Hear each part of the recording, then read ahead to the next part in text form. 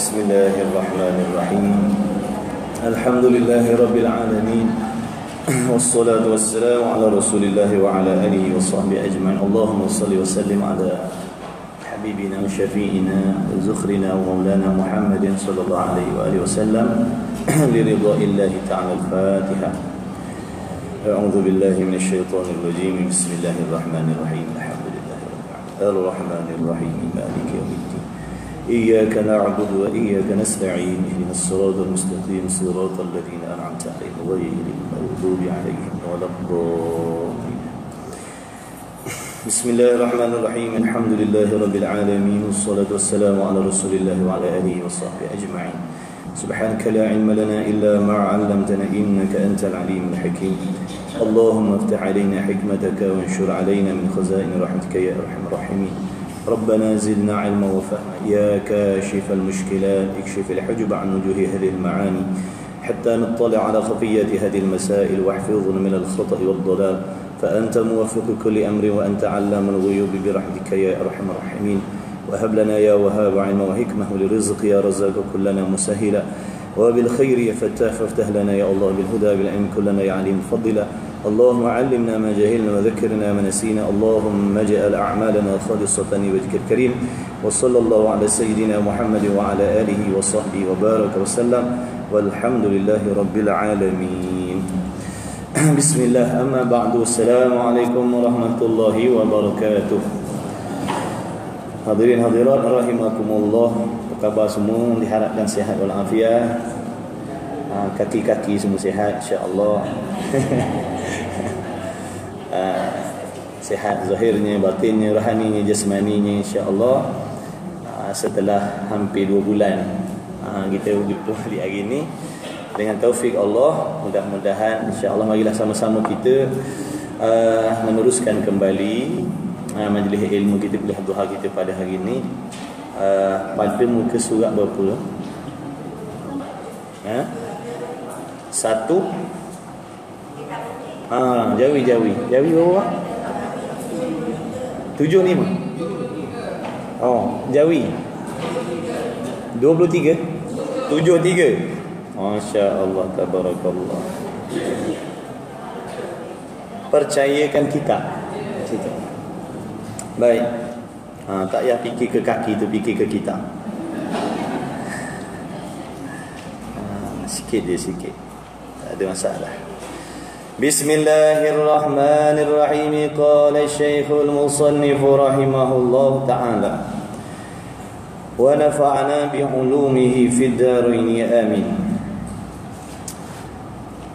Katanya musannif rahimahullah ta'ala, adalah maksud dengan kitab di sini, yakni pada tajuk kita tadi, percayakan kitab, yang mana masuk di bawah salah satu daripada rukun-rukun iman. Percaya dengan makna hati kita yakin. Percaya dengan makna hati kita menerima. Hati kita setuju. Tidak ada di dalam hati kita pertikaian, keraguan, kesangsian, kesamaran dengan kitab-kitab yang diturunkan oleh Allah, serta apa sahaja yang disampaikan oleh Allah Ta'ala di dalam kitab-kitab tersebut. Mana hati kita menerima, mempercayai sekalian perkara, hukum hakam, berita-berita, cerita-cerita yang Allah Ta'ala sampaikan di dalam kitab-kitab yang diturunkan oleh Allah. Kepercayaan itu pula mestilah dalam bentuk yakin. Penuh hati, padat hati kita, padu hati kita. Jadi bila sebut yakin, tidak termasuklah zon. Makna jangan berat hati dengan kitab-kitab Allah ataupun hukum hakam yang disebutkan oleh Allah dalam kitab-kitab tersebut. Berat hati maksudnya bukan sepenuh hati, tapi berat hati percaya kitab-kitab. Contohnya 90% dalam hatinya mempercayai, ada tinggal sedikit keraguan, mempertikaikan sesuatu yang ada di dalam kitab-kitab Allah. Ini namanya zon.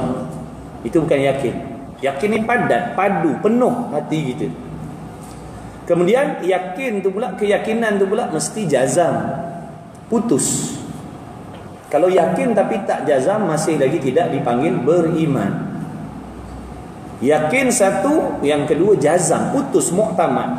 Mana andai kata tubuh badan kita ni dikerat-kerat pun, contohnya kita tak akan mengubah dah. Pegangan dalam hati kita tu maksud jazam. Bukan hari ni kita yakin, besok kita berasa macam nak tukar, macam nak ubah. Itu namanya tidak jazam. Walaupun dia yakin tapi tak jazam. Contoh, seseorang tu dia yakin Allah Ta'ala tu Tuhan hari ni,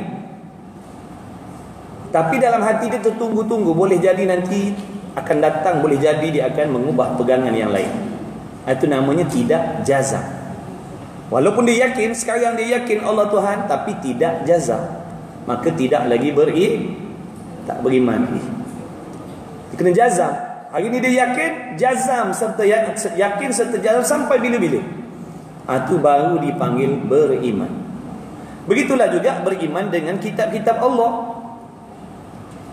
Adalah maksud yang ditujukan dengan kitab di sini ialah hukum-hukum, ketetapan. Hukum ni makna ketetapan, keputusan yang dibuat oleh Allah. Siapa dia Allah? Kita dah belajar dah sebelum ni. Sifat yang wajib bagi Allah, sifat yang mustahil bagi Allah, sifat yang harus bagi Allah. Bagaimana ilmu Allah yang kita dah belajar? Yang kita dah belajar sifat ilmu Allah bagaimana? Mengetahui segala-galanya, meliputi segala-galanya dalam ilmu pengetahuan Allah secara tafsil, secara terperinci satu persatu. Sama ada mengenai perkara yang wajib, contohnya tentang zatnya dan sifat-sifatnya sendiri. Begitulah juga tentang perkara yang mustahil. Apa-apa saja yang mustahil, yang lawan bagi perkara wajib, semuanya ada di dalam ilmu Allah. Begitulah juga mengenai perkara yang harus, yakni tentang makhluk. Sama ada makhluk tu yang lagi akan diciptakan oleh Allah ataupun yang tidak akan diciptakan oleh Allah. Makhluk yang sedang ada, makhluk yang dah dibinasakan, ataupun makhluk yang lagi akan dijadikan. Orang panggil mungkin, perkara mungkin. Semuanya ada di dalam pengetahuan Allah dengan tidak didahului oleh jahil. Itu kupasan dalam sifat ilmu dulu, jangan lupa. Ada tengok tak kitab? Salam mencoti je dia. Ada tengok api daripada jauh. Tak apalah tengok juga. Asalkan tengok daripada jauh, di kejauhan. Jadi ilmu dulu itulah di antara hikmah ataupun jawapan kenapa kena mengenal Allah terlebih dahulu. Jadi bila kita dah diterapkan dengan ilmu mengenal Allah, ilmu Allah macam ni, begitu hebat, begitu sempurna, sehingga tidak ada sesuatu pun yang terlepas daripada pengetahuan Allah. Dia mengetahui benda yang akan datang dan seterusnya. Jadi Allah yang memiliki ilmu yang begini, Allah Ta'ala yang memiliki kebijaksanaan yang begini, yang mana kita percaya serta yakin, dialah yang membuat hukum-hukum tadi. Dialah yang menetapkan peraturan-peraturan tadi. Yang ni boleh, yang ni tak boleh, yang ni harus, yang ni haram dan sebagainya. Maknanya bila kita yakin yang Allah Ta'ala itu memiliki ilmu yang sedemikian, begitulah juga keyakinan kita kepada kitab-kitab yang Allah turunkan, hukum-hukum yang Allah turunkan, yakni segala hukum hakam yang Allah Ta'ala turunkan itu adalah berdasarkan ilmunya yang maha meliputi.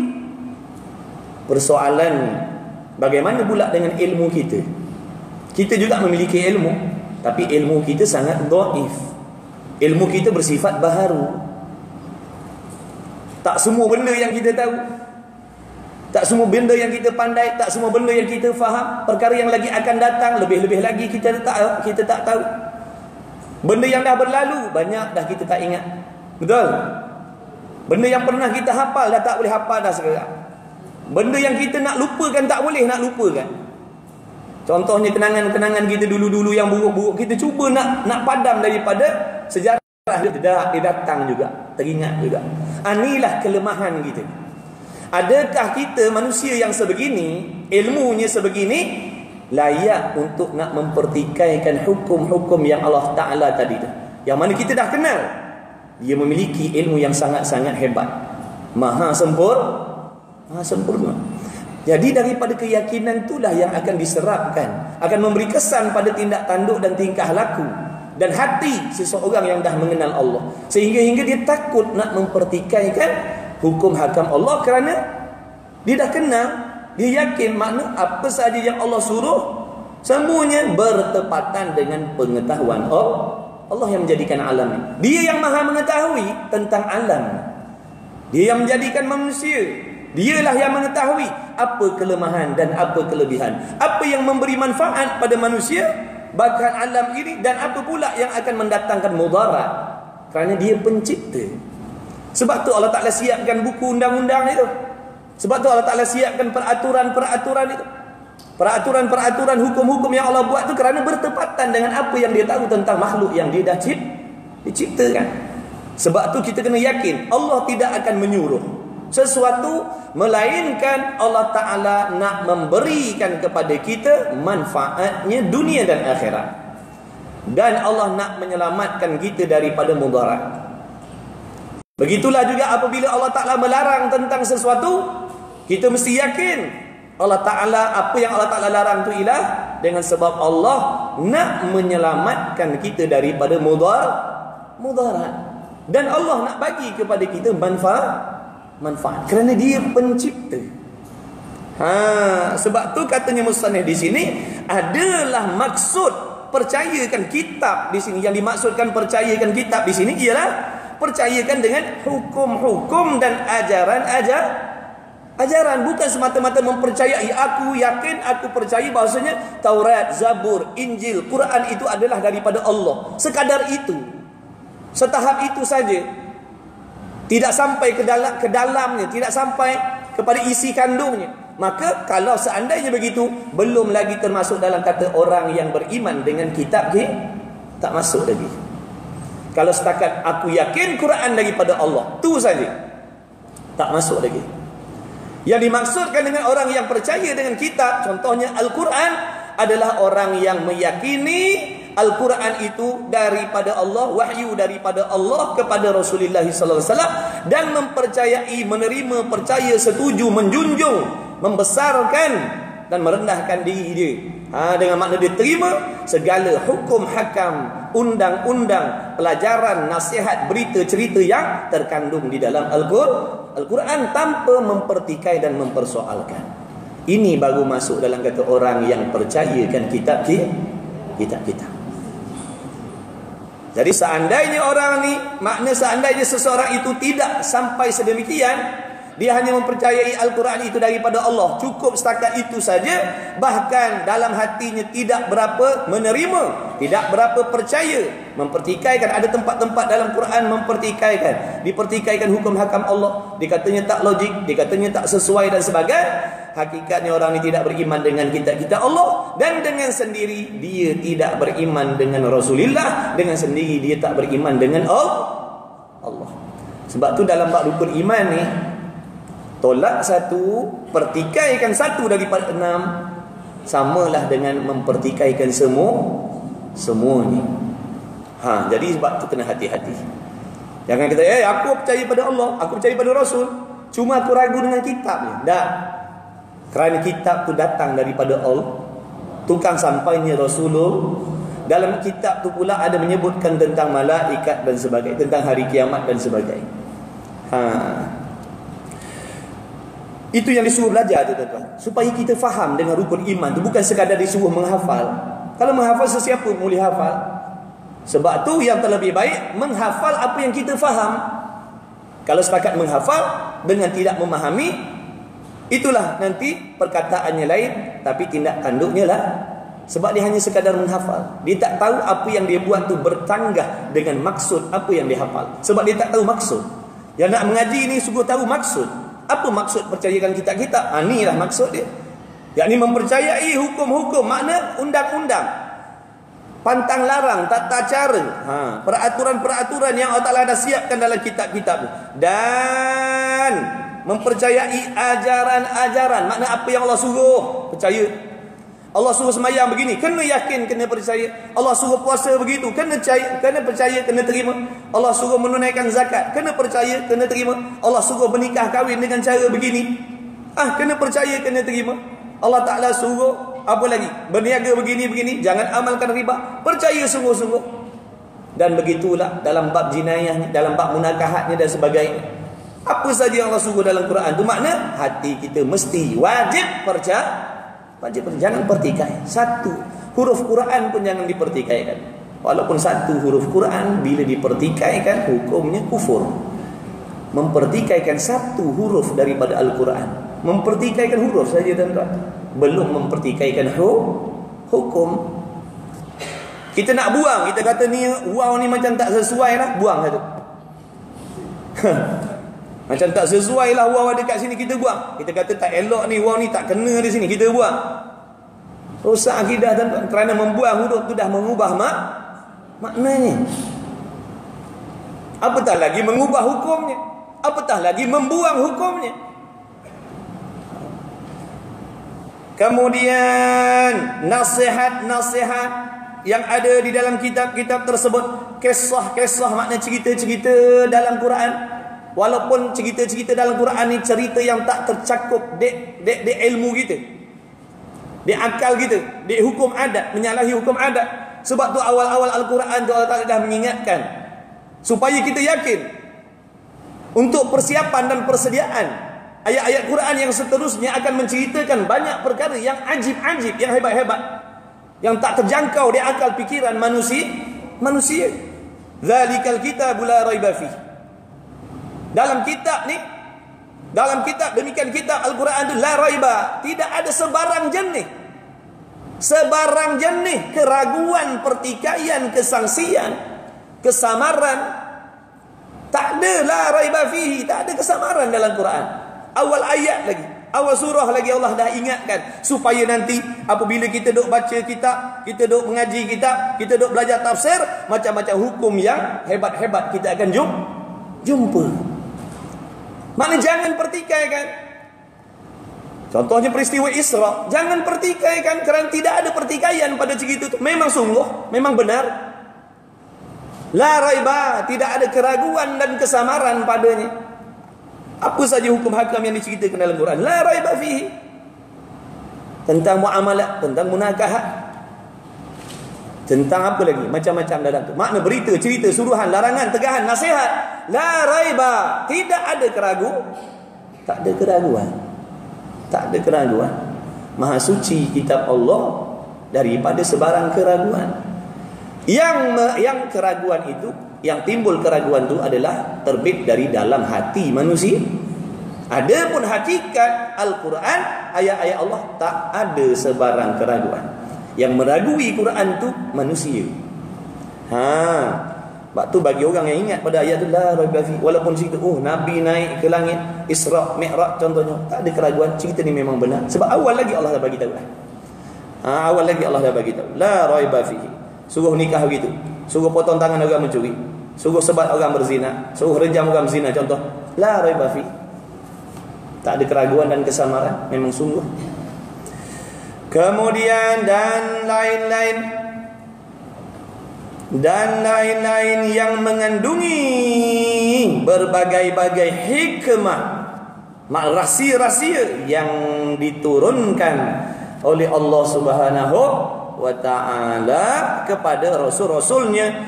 Kemudian kitab-kitab itu, yakni kitab-kitab yang diturunkan oleh Allah, ada yang kecil sebagai pekeliling orang panggil suhuf. Jika satu dinamakan sahifah, helaian-helaian, lembaran-lembaran. Dan jika banyak disebut suhuf. Kalau satu sahifah, kalau banyak suhuf, jamak taksir.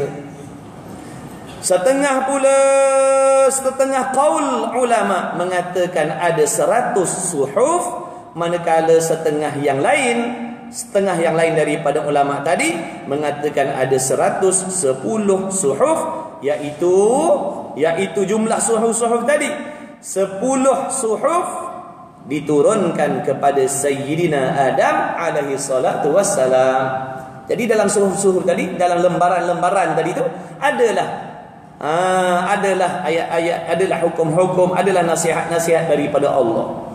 Di dalam tu suruhan, larangan. Kemudian 50 katanya setengah ulama, 10 tadi diturunkan kepada Sayyidina Adam alaihissalatu wassalam. Dan 50 suhuf diturunkan kepada Sayyidina Syekh alaihissalatu wassalam. Nabi Allah Syekh. Syekh. Ada orang nama Syekh. Gapo? Oh. Syekh. Tentu anda ngaji tajwid kan? Syekh. Kemudian 10 kepada Nabi Allah Ibrahim, Sayyidina Ibrahim alaihi salatu wassalam. 30 suhuf diturunkan kepada Sayyidina Idris alaihi salatu wassalam, dan 10 suhuf diturunkan kepada Sayyidina Musa alaihi salatu wassalam. Di sini qaul yang mu'tamad, tiada diketahui beberapa banyak bilangannya. Andai kata wajib atas tiap-tiap mukallaf mempercayakan ada banyak suhuf yang diturunkan oleh Allah Subhanahu wa taala kepada nabi-nabi dan rasul-rasulnya dengan jalan ijmal, yakni secara rangkum, orang panggil menyeluruh, termasuklah 110 yang disebutkan itu. Yakni kita wajib beriman bahawasanya ada banyak suhuf-suhuf yang diturunkan kepada rasul-rasul yang ataupun nabi-nabi yang tertentu. Itu orang panggil beriman secara ijmal. Ijmal ni makna secara borong. Mana aku percaya, aku yakin bahawasanya ada dalam makna ayat-ayat Quran, ayat-ayat Allah ataupun hukum-hukum Allah, nasihat-nasihat Allah yang diturunkan dalam bentuk suhuf-suhuf, lembaran-lembaran yang banyak kepada rasul-rasul yang tertentu. Jangan kita menafikan.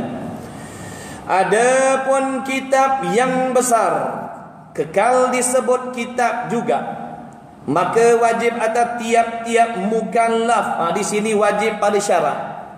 Wajib atas tiap-tiap mukallaf. Bila sebut wajib atas, nak menunjukkan wajib pada syarat, iaitu perkara yang dituntut putus oleh Allah di atas tiap-tiap diri kita, laki-laki dan perempuan yang mukallaf. Buat dapat pahala tinggal berdosa.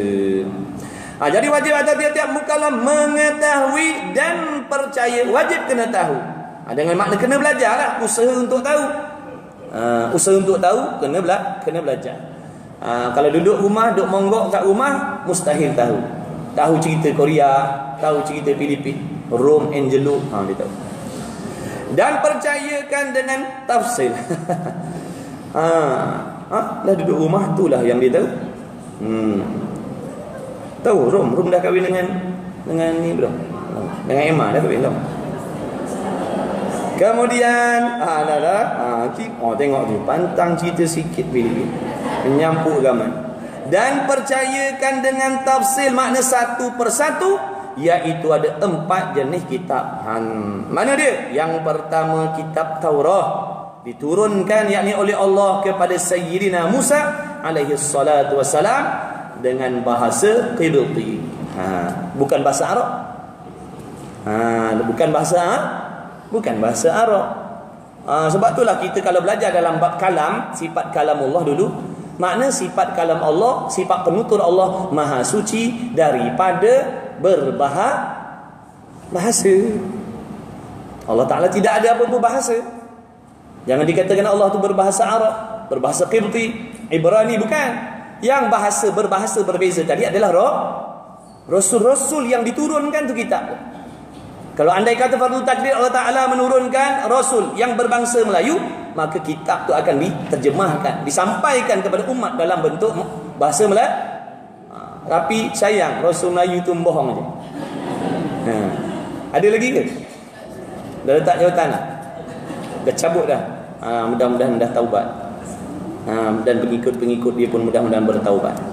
Barang siapa yang mendakwa dirinya rasul, sama ada lelaki ataupun perempuan, hukumnya murtad. Na'udzubillah min dzalik. Orang yang membenarkan pun jatuh murtad juga. Yang percaya pun Murtad juga. Tak ada Rasul Melayu. Mana ada Rasul Melayu? Itu asas je tu. Tapi dah tak tahu asas pun boleh terima juga benda macam tu. Dan kitab Zabur. Jadi Taurat dalam bahasa Qibti. Macam mana bahasanya wallahu a'lam. Yang kedua Zabur, kitab Zabur diturunkan kepada Sayyidina Daud alaihi salatu wassalam dalam bahasa Ibrani. Dan kitab Injil diturunkan oleh Allah Subhanahu wa taala kepada Nabi Allah Isa alaihi salatu wassalam dalam bahasa Syriani. Dan kitab Quranul Karim, sebesar-besar mukjizat Rasulullah sallallahu alaihi wasallam, Allah turunkan kepada junjungan besar Nabi kita Muhammad sallallahu alaihi wasallam di dalam bahasa Arab. Jadi yang berbahasa berbilang bahasa tadi adalah Rasul. Bukan Allah tu berbilang bahasa dia. Jangan main-main tak ngaji tauhid ni, dia ikut cakap ikut sedap mulut. Dia kata Allah tu berbahasa Arab. Allah tu cakap Arab. Tu bahaya tu kalau kita kata Allah bercakap Arab, maknanya kita dah menyamakan sifat Allah seperti sifat benda baharu. Kita dah menyamakan, menyengutukan Allah dengan makhluk. Berbahasa Arab, berbahasa Ibrani, Syriani itu adalah kelakuan makhluk. Sedangkan kita dah belajar dulu laisa kamitslihi syai'un, mukhalafatuhu ta'ala lil hawadits, bersalahan Allah Ta'ala bagi segala yang baharu, dengan makna tidak serupa Allah Ta'ala dengan segala sesuatu yang baru pada pihak zatnya, pada pihak sifatnya, dan pada pihak perbuatannya. Tak ada kena-mengena. Apa saja kelakuan, apa saja keadaan, apa saja sifat, apa saja perbuatan yang ada pada kita, mungkin makhluk ni yang nampak, makhluk yang nampak, makhluk yang tak nampak, makhluk yang di dunia, makhluk yang lagi akan ada di hari kiamat besok, yang zahir yang gaib, maha suci daripada menyamai dengan Allah maha suci tak. Jadi berbahasa ni keadaan kelakuan makhluk. Allah tidak sedemikian. Maha suci Allah. Peringatan. Dah pukul 11.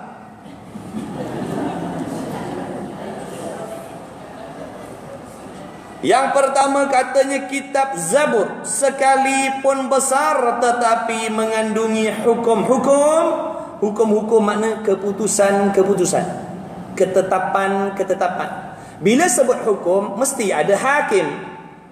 Siapa hakim dia? Siapa yang menghukum? Hakimnya Allah. Hakim ni makna Melayunya yang menjatuhkan hukuman tu. Yang menjatuhkan hukuman, contoh sebagai wajib solat 5 waktu. Yang menjatuhkan hukum tu adalah Allah. Hukumnya wajib solat. Mahkum alaih, yang dihukumkan ke atasnya siapa? Kita lah, mukallaf. Jadi yang mengandungi hukum-hukum, ketetapan-ketetapan daripada Allah ke atas diri kita hanya berkhabaran dan cerita-cerita, doa, zikir dan hikmah-hikmah jua, yakni saja. Dari itu Nabi Allah Daud tiada mempunyai syariat, maka ia Nabi Allah Daud dan umatnya mengikut syariat Nabi Allah Musa alaihi salatu wassalam. Yang kedua, minum sikit.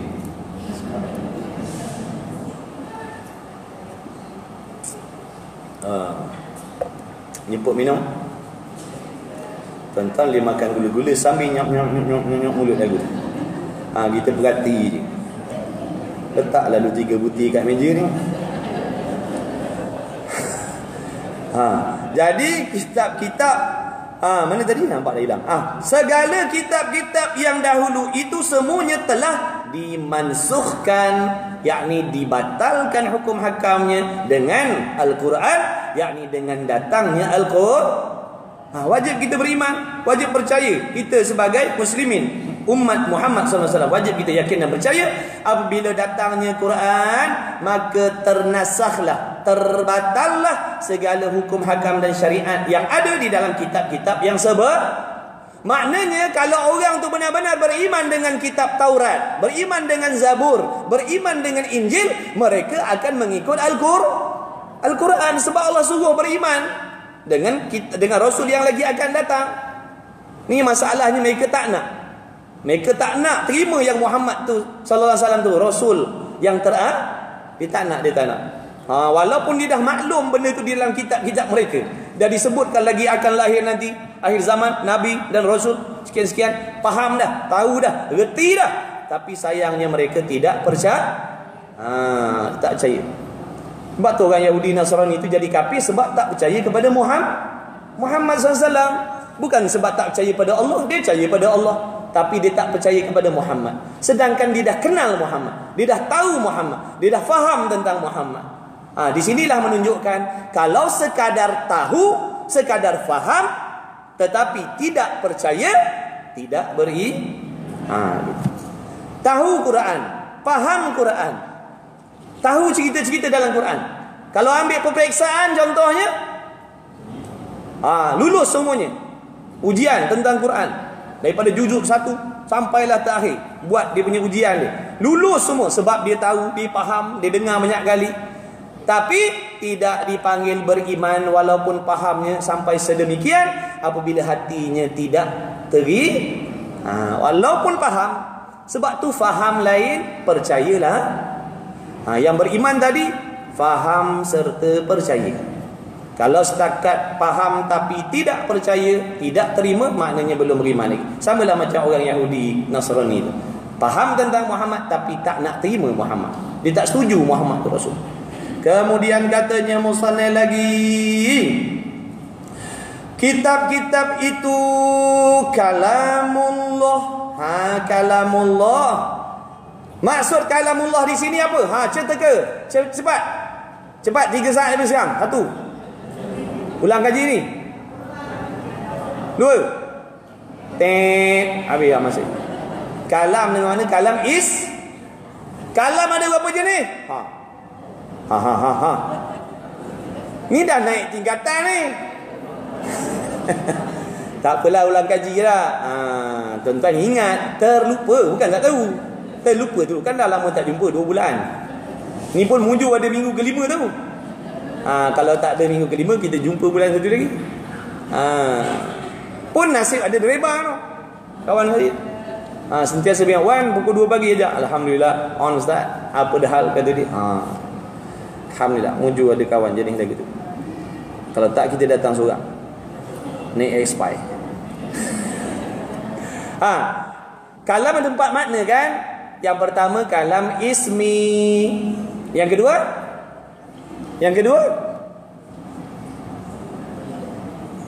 kalam entah. Yang ketiga kalam tak tahu. Kalam yang pertama kalam ismi, yakni sifat penutur yang ada pada zat Allah sedia kala lagi, yang tidak menyamai dengan segala sesuatu, yang dipanggil dengan sifat penutur dan sifat pekata. Itulah so ngaji Misbah Munir tak mau nak alih risalah tauhid. Tak apalah dah, ngaji banyak kitab lebih banyak tahu. Janganlah marah, cakap sikit nak mengajuk. Allah. Apa ngaji jangan sentak-sentak tuan-tuan, hati jangan sentak. Kalau hati jenis tisu, hati tisu tak boleh ngaji. Betul? Hati tisu tak boleh ngaji tu. Hari ni ustaz dia tegur dia, besok tak datang, taubat datang. Kalam ismi, sifat penutur Allah. Jadi ni yang dimaksudkan ni, kitab-kitab itu adalah kalamullah, yakni yang tiada berhuruf, yang bukan daripada jenis huruf, yang bukan daripada jenis bunyi, yang bukan daripada jenis suara, yang bukan daripada jenis bahasa, yang maha suci daripada sebagainya. Itulah yang dimaksudkan kalam ismi, yakni sifat penutur yang ada pada zat Allah. Yang kedua, kalam nafsani. Kalam nafsani. Kalam nafsani apa tuan-tuan?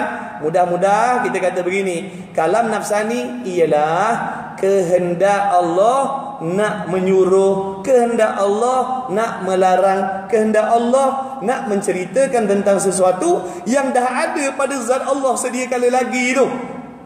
Itulah yang dikehendaki dengan kalam nafsani. Maknanya kehendak Allah nak suruh. Sejak bila Allah tu ada kehendak nak suruh kita berpuasa? Sejak azal. Dah suruh ke belum? Azali dah suruh ke belum? Belum. Azali dah suruh ke belum? Belum. Sebab waktu tu tak ada orang lagi yang nak disuruhnya. Tapi kehendak dah. Tuan-tuan ada anak-anak tak? Ada tak nak suruh dia sekarang balik rumah macam-macam? Ada tak nak suruh? Ada tak kehendak nak suruh? Dah suruh belum? Belum. Tapi ada tak kehendak? Tu kehendak nak itulah orang panggil nafsa. Tak suruh lagi. Tapi kehendak tu dah ada kat sini. Cuma belum nak cakap dia orang yang tak ada. Kan tiba-tiba cakap, "Mamat pergi kedai." Mana nak kau? Mana ada anak kat rumah? Orang kata gila lah ni kan. Kehendak tu dah ada dah. Kehendak nak suruh. Kehendak nak menceritakan. Balikkan kita nak cerita dengan anak-anak kita. Nak cerita dah ada. Ada nak cerita dengan anak-anak kita tentang sesuatu. Kehendak nak cerita tu, persediaan nak cakap tu dah ada dah pada kita sekarang. Itulah yang dimaksudkan kalam nafsa. Bila balik sekarang jumpa anak kita, kita pun cakaplah apa yang nak tadi tu. Tu ta'alluq tanjizi hadis, namun bagi sifat kalam. Okey, tu kalam yang kedua namanya kalam nafsani, yakni kehendak Allah nak menyuruh, kehendak Allah nak melarang, kehendak Allah nak menceritakan yang dah ada pada zat Allah sedia kala lagi, bertepatan dengan ilmu pengetahuan Allah. Itu kalam nafsani. Yang ketiganya kalam masdari, dan yang keempatnya kalam lafzi. Yang mana kalam masdari, kalam masdar ni adalah panggilan pada perbuatan bercakap-cakap, berkata-kata. Macam sekarang ni, perbuatan yang saya buat ialah bercakap-cakap, berkata-kata. Maknanya nama bagi perbuatan. Bercakap ni adalah nama bagi nama bagi perbuatan. Ni nama bagi perbuatan yang saya sedang buat ni namanya apa? Bercakap-cakap. Jadi bercakap-cakap itulah yang dimaksudkan dengan kalam masdari. Ada bunyi, ada suara, buat perlahan. Orang panggil bercakap. Ada banyak perkataan-perkataan yang disusun-susunkan. Itu namanya bercakap-cakap lah tu. Bercakap-cakap itulah yang dimaksud dengan kalam masdar. Hukumnya baharu, hukumnya makhluk. Adapun kalam ismi dan kalam nafsani tadi, kepada di sisi zat Allah qadim lagi azali. Kalam ismi, sifat penutur Allah tu qadim lagi azali. Kalam nafsani pun qadim lagi yakni kehendak Allah nak menyuruh kita semayang tu contoh. Qadim lagi azali, sedia kala dah ada pada Allah. Jangan dikatakan baharu pula. Kalam ismi dan kalam nafsani pada Allah jangan dikatakan makhluk, jangan dikatakan baharu. Baik, adapun kalam masdari tadi, percakapan, bercakap tadi, a'udzubillahi minasyaitonir rajim, bismillahirrahmanirrahim, alhamdulillahirabbil alamin. Ni saya sedang bercakap-cakap. Saya sedang membacakan lafaz-lafaz Al-Quran. Waktu ketika saya membacakan tu namanya kalam masdar.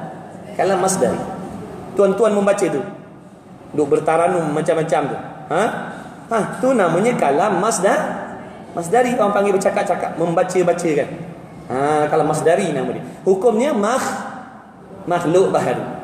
Sebab kan ada dengar bunyi tu, kan ada dengar suara tu, makhluk lah. Kemudian yang keempat, kalam lafzi. Kalam lafzi bermaksud perkataan. Murid-murid, sila susun perkataan-perkataan. Buat ayat. Tu perkataan apa? Saya, satu perkataan. Alhamdu, satu perkataan. Lillahi, perkataan lain. Rabbi, satu perkataan. Jadi tilik kepada perkataan tadi, namanya kalam lafzi. Kang 2 minggu lagi nak tanya. Minggu depan ada kelas tak? Awak cuti apa? Orang baru semangat dengan tongkat-tongkat datang cuti pula lah.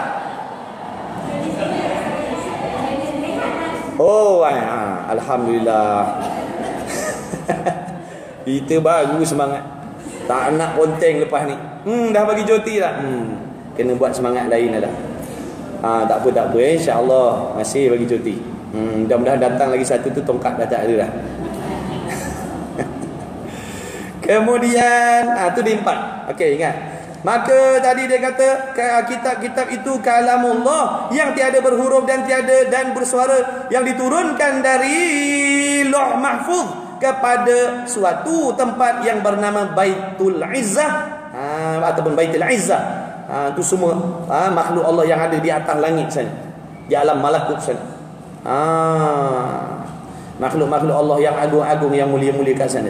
Kemudian daripada situlah dibawa oleh Jibril sedikit demi sedikit kepada nabi-nabi dan rasul-rasul menurut keadaan masa. Jadi bila Allah Ta'ala perintahkan sampaikan. Yang ke 2345, 2345. Dia tulis lagu tu mana kita tahu. Taurat itu satu kitab Allah Ta'ala yang ia Taurat diturunkan kepada Nabi Allah Musa AS untuk menyatakan hukum-hukum syarak. Syarak di mana dan i'tiqad. Apa maksud i'tiqad? Pegangan kepercayaan dalam hati. Bila sebut i'tiqad, pegangan dalam hati. Sebab tu kita kena belajar i'tiqad, belajar ilmu i'tiqad, belajar ilmu akidah. Kerana kalau kita tak belajar, kalau 10 orang nanti gang 10 jenis i'tiqad ada. 10 jenis orang, 10 jenis pegangan dalam hati, macam-macam. Tapi bila belajar, kalau 1 juta orang pun i'tiqad dia satu je.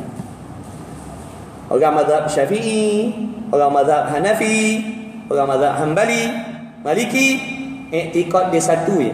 Ahli Sunnah wal Jamaah. 4 mazhab ni i'tiqad Allah Ta'ala wujud maha suci dari bertempat. Allah tidak bertempat di mana-mana. 4 mazhab sama je. Sebab tu lah kena belajar ilmu akidah tu, sebab nak menyatukan akidah kita.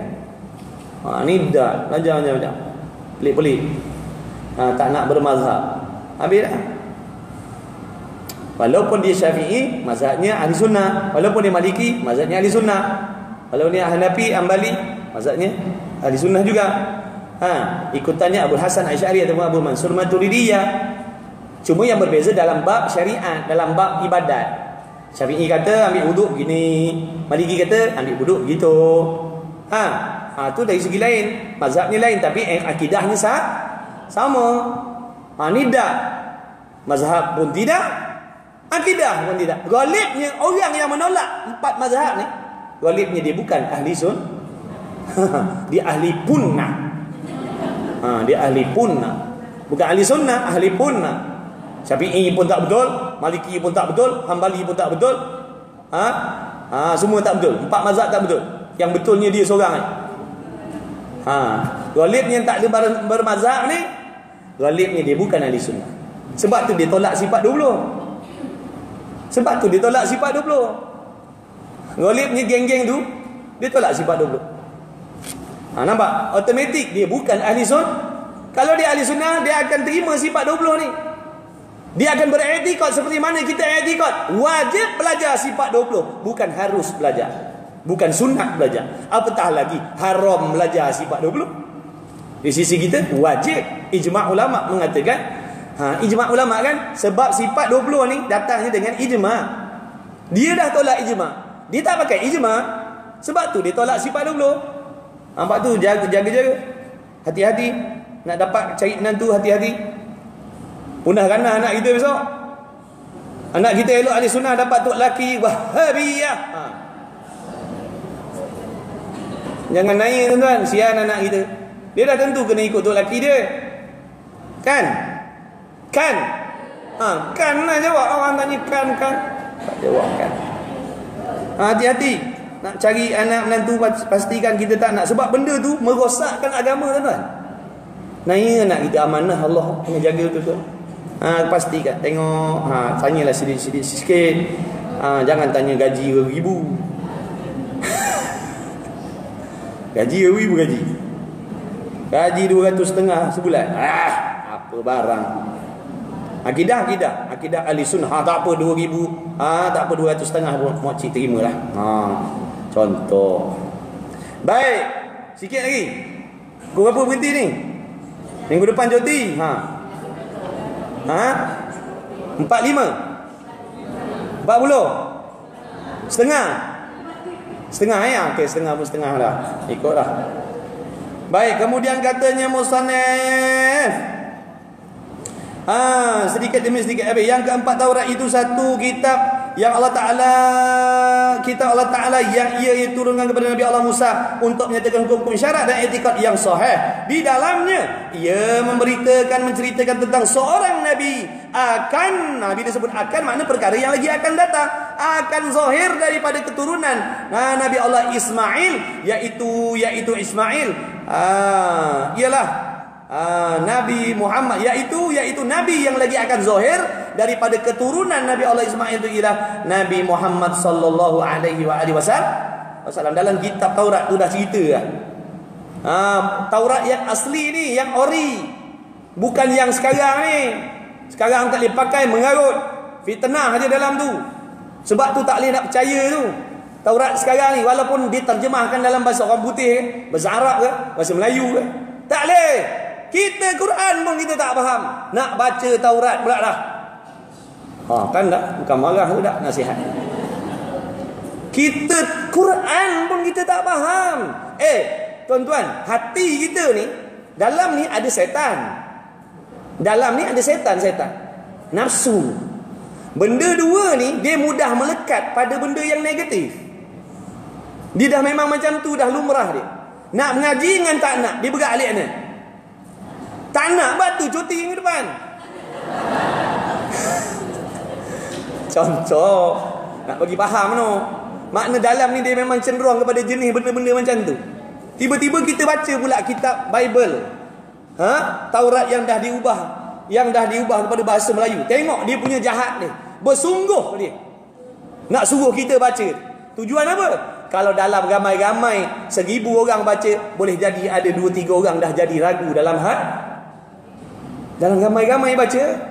Walaupun tak yakin, tapi bila dia baca tu mendatangkan keraguan daripada Quran, dengan sendiri rosak hati. Sebelum dia baca tu elok je akidah dia dengan Quran. Tiba-tiba bila dia baca kitab macam tu, betul ke yang dalam Quran? Habis rosak akidah. Nampak tak? Bahaya tak bahaya? Jangan main-main tuan-tuan, jangan buat main-main. Ni dia nak nanti je ni. Dalam ni dah standby dah. Datang pula benda macam tu. Terus dia muafakat dah lah. Dia kata betul juga dalam ni. Habis rosak. Habis dah beriman dengan Taurat pula dah. Beriman dengan Bible pula dah. Ni Taurat yang asal. Taurat yang asal ni yang wajib kita percaya. Bukan Taurat ni jam. Bukan Zabur ni jam. Itu semua palsu, ubah suai, macam-macam edisi ada. Dah macam komik pula dah. Macam cerita Pedang Setiawan pula dah. Dia ubah sini, dia ubah sana. Pegang edisi lain, cerita benda lain pula. Jangan. Tak payah. Baca Quran, fahamkan Quran, ngaji Quran betul-betul. Buk nak baca Taurat pula dah. Dan Taurat itu satu kitab. Jadi dalam tu diceritakan tentang kelahiran Nabi Muhammad SAW. Di dalamnya ada memberi isyarat.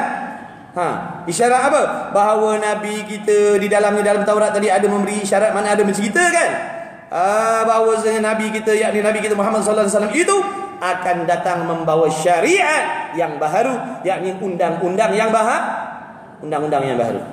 Kalau kita Taurat ada dia punya undang-undang dia, tapi Allah Ta'ala cerita dah dalam tu. Mana lagi akan datang Nabi Muhammad SAW akan diturunkan oleh Allah. Dia akan membawa undang-undang yang baru. Undang-undang yang baru daripada Allah Subhanahu Wa Ta'ala. Dan undang-undang baru yang dibawa oleh syariat oleh Muhammad SAW ni berkekalan sampai kiamat. Sehingga besok Nabi Allah Musa alaihissalatu wassalam, Nabi Allah Isa alaihissalatu wassalam, bila diturunkan semula oleh Allah Ta'ala atas muka bumi ini, akan menghukum dengan syariat Nabi Muhammad sallallahu alaihi wasallam. Dia tak pakai kitab Taurat dia. Dia pakai kitab Quran besok sampai hari kiamat. Selagi tak kiamat, selagi itulah Al-Quran tetap relevan. Andai katalah usia alam ni makan masa 20,000 tahun lagi, tetap logik, tetap relevan Al-Quran. Zaman tu tak naik motor kereta dah tuan-tuan. Saya masuk dalam bilik kat rumah saya tulis section 13 mawaddah, tekan keluar kat situ. Punya canggih. Saya dah tak ajak dakwah dah waktu tu. Punya canggih zaman tu lah, boleh jadi, tak mustahil kan. Lepas tu Walaupun secanggih manggih macam tu, tetap syariat Quran tu tetap relevan. Jangan kata ni zaman ni jangan. Itu orang tak beriman yang cakap lagi tu, tak beriman Quran. Kemudian sikit lagi 5 minit. Bahawasanya kitab Taurat yang ada sekarang ini telah dipinda, makna yang dah diubah. Yang sekarang dah dipinda, dah diubah, dan diubah-ubah setengah daripada tanda yang menunjukkan berubahnya di dalam kitab-kitab Taurat yang ada sekarang ini. Tidak ada sebut tentang syurga dan neraka dan hari kiamat. Tak ada cerita pasal benda tu. Betul ke? Betul ke? Dia kata rasa macam nak cari. Tak payah cari. Dalam ni dia cakap dah ni, bagi tahu tak. Jadi tak payah nak baca kitab. Dalam tu tak ada sebut pasal syurga, neraka, kiamat. Nampak tu, dia ingatkan kita tentang kitab Taurat. Dan bahawa Injil, kita Injil pada itu mengandungi segala hakikat. Apa dia tu? Menyeru. Warna tulis lagu tu. Jadi segala hakikat menyeru kepada mengesakan Tuhan. Semua kitab Taurat, Zabur, Injil semuanya mengajak manusia mentauhidkan Allah. Mentauhidkan makna mengesakan, jangan mensyirikkan Allah dengan yang lain. Semua kitab-kitab, semua rasul-rasul mengajakkan manusia kepada tauhid. Tak ada seorang rasul pun yang mengajak manusia supaya menduakan Allah, menigakan Allah, menyerupakan Allah. Tak ada. Semua rasul, sama ada yang diturunkan kitab-kitab ataupun yang tidak diturunkan kitab-kitab, semuanya mengajak kepada mentauhidkan Allah, mengesakan Allah. Semua mengajarkan tauhid. Tapi dia tak adalah mengajar tauhid sifat 20 kitab risalah tauhid. Bukan dia kitab apa dulu baca nak luruh lah. Sebab tu ditolak, dia kata bid'ah ni. Mana ada Nabi Muhammad dulu mengajar sifat 20? Tengkorak sungguh. Dan ia memansuhkan setengah hukum yang ada di dalam Taurat. Sekira-kira, jadi kitab Injil tadi tu memansuhkan sebahagian kitab-kitab yang ada di dalam kitab Taurat. Sekira-kira hal yang patut diubah, dan di dalam Injil ada memberitakan tentang seorang Nabi yang akhir akan zahir. Ada cerita tentang Muhammad SAW juga. Dan kitab Injil yang dibaca orang sekarang ini ada 4 macam nasakh, ataupun nuskhah. Ada macam-macam versi yang dikarang oleh 4 orang yang karang apa ni? Bukan daripada Allah, orang karang. Orang macam kita lah, akalnya tak sempurna, dipengaruhi nafsu, setan, dunia, makhluk macam-macam. Maka pengarang-pengarang itu tiada melihat akan Nabi Isa alaihissalam sama sekali. Pengarang-pengarang taklah jumpa pun dengan Nabi Allah Isa alaihissalam. Nama-namanya ialah, tolong baca sikit kita punya kitab terang, duk kembang dia punya apa tu. Mata nama dia. Mata nama dia. Lagi Markos. Markos. Lepas tu Luka. Lepas tu Yuhana. Ada orang nama Yuhana. Ruhana, Yuhana. Itulah nama dia, 4 orang ni yang mengeluarkan 4 nuskhah kitab apa tadi? Injil. Macam-macam versi dia. Yang mata lain dia punya pendapat dia, yang Markos lain, yang Luka lain, yang Yuhana lain. Padahal semua tu tak bertemu pun dengan Nabi Allah Isa. Dan antara 4 karangan ini bersalah-salahan pula di antara satu dengan yang lain. Dia pakat bergaduh 4 orang. Dia kata aku ni betul, kau ni salah ni. Allah Akbar. 2 minit, seminit. Ada jam juga, patut mata kedatah ni tengok tadi. Okey, yang lah perenggan las. Perenggan las sedang molek berhenti tu. Wajib kita beriktikad, makna wajib hati kita menerima, percaya, mengaku, setuju, menjunjung dan percaya serta jazam tetap, jangan ubah-ubah dah. Bahawasanya sesungguhnya Quran itu semulia-mulia kitab. Wajib dalam hati kita mengiktikad Quran semulia-mulia kitab. daripada Allah Subhanahu Wa Taala yang diturunkan kepada Nabi Muhammad sallallahu alaihi wasallam ialah Quran, kitabullah Taala yang akhir diturunkan dan memansuhkan segala kitab-kitab yang dahulu, Taurat, Zabur, Injil yang sebelum daripadanya, daripada Quran. Dan Quran itu kekal hingga hari kiamat, tiada berubah-ubah dan tiada bertukar-tukar. Dan ialah Quran sebesar-besar alamat, sebesar-besar petanda ataupun alamat ataupun tanda atas kenabian Nabi Muhammad sallallahu alaihi wasallam, kerana ia Quran sebesar-besar mukjizat bagi Nabi kita Muhammad sallallahu alaihi wasallam. Dan ia Quran seluas-luas kitab, sebesar-besar kitab, seagung-agung kitab, mengandungi ilmu pengetahuan, sebanyak-banyak manfaat, setinggi-tinggi kemuliaan, dan mengandungi di dalamnya, di dalam Al-Quran, ajaran. Dalam Quran ni ada ajaran, tunjuk ajar daripada Allah supaya kita selamat balik akhirat. Kemudian tauladan, macam-macam kisah tauladan dalam tu. Kisah Fir'aun, Namrud, macam-macam lagi. Lut, apa lagi? Qarun, macam-macam lagi. Fir'aun, macam-macam tauladan banyak dalam tu. Tapi kita anggap benda tu macam cerita, buku cerita. Patut ambil yang sombong dengan kuasa, yang sombong dengan kuat, yang sombong dengan ekonomi, yang sombong dengan kaya, yang sombong macam-macam, semua bina. Semua tu kisah yang dulu-dulu jadi binasa sebab nak melawan Allah. Begitulah juga nasib kita akhir zaman ni. Kalau kita melawan Allah, itulah juga nasib yang kita terima. Itulah juga nasib yang kita terima. Tu yang dah binasa tu, yang Allah Ta'ala ceritakan dalam Quran, kisah umat Rasul-Rasul dulu-dulu. Binasa tu sebab lawan Tuhan lah tu. Duk lawan kitab-kitab dia lah tu. Dah kita ni kalau duk lawan kitab-kitab Allah, lawan kitab Quran Allah ni, begitulah juga nasib. Cuma lebihnya kita ni sebagai umatnya Nabi Muhammad SAW, belah kasihan Allah atas kita tu lebih daripada umat dulu-dulu.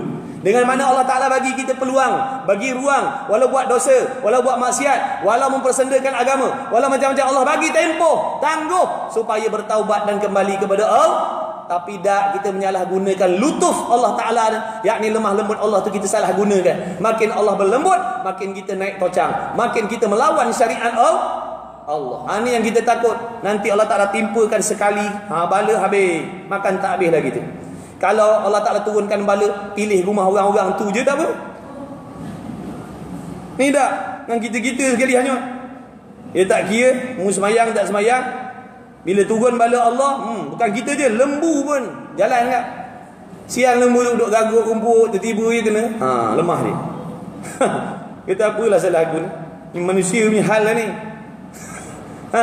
Lembu tak buat dosa, kita yang buat dosa. Siapa hina sekarang? Kita lagi hina pada lembu lagi. Lembu tak lawan pun syariat Allah. Yang lawan syariat ni manusia. Inilah yang Allah Ta'ala kata sindir dalam Quran, ada kala manusia tu lebih hina daripada binatang. Sungguh lah. Dah habis dah. Dah terlebih seminit. Patutlah muka berubah.